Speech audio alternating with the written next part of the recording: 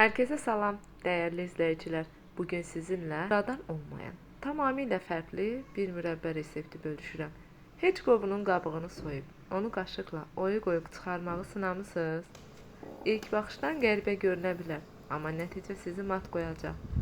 Qovun mürəbbəsini hamı bişirə bilər, amma onu belə üsulla hazırlamağı bəlkə də ilk dəfə görəcəksiniz. Qovunun qabığını təmizlədikdən sonra bıçaqla yox, adi qaşıqla, mən çay qaşığı ilə etdim. Oyuq-oyuq formalı xırda tikələr çıxarırıq. Bu forma həm süfrədə estetik görünüş yaradır, həm də bişən zaman şirəni hər tərəfə bərabər hoddurur. Qaşıqla hazırladığımız bu gözəl qovun tikələrini geniş bir qaba yığırıq. Bu cür etmək insanın ruhunu sakitləşdirir, həm də qovundakı gözəl naxışlar insanın sanki ruhunu oxşayır. Çox mükəmməl, çox gözəl görsənir. Siz bu işləmi balaca dondurma qaşıqları ilə də edə bilərsiniz. O zaman daha səliqəli olacaq. Mən də olmadığı üçün balaca çay qaşığından istifadə etdim. Ölçünü özünüz tənzimləyə bilərsiniz. Qovunun ya balaca, ya böyük dilimlər çıxarmağı özünüzdən asılıdır.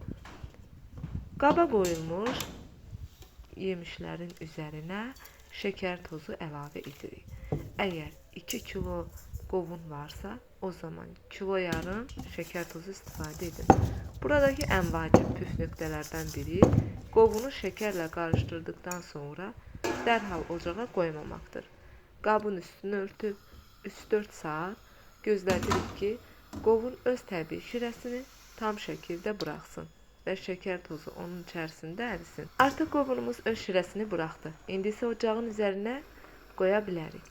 İlk dəqiqələrdən etibarən mürəbbənin o möhtəşəm ətri bütün mətbəxi bürüyür.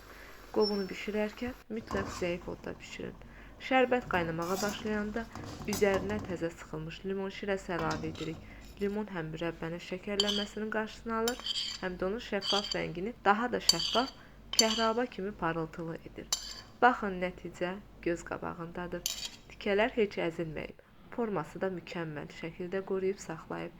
Şərbəti isə billur kimi şəffafdır. Çay süfrələrinin ən bəzəkli və ən ləzzətli tacı olacaq. Əgər reseptimi bəyəndiyseniz, videonu bəyənməyi, rəy yazmağı və kanalıma abunə olmağı unutmayın. Hələlik, yeni video reseptlərdə görüşənədək.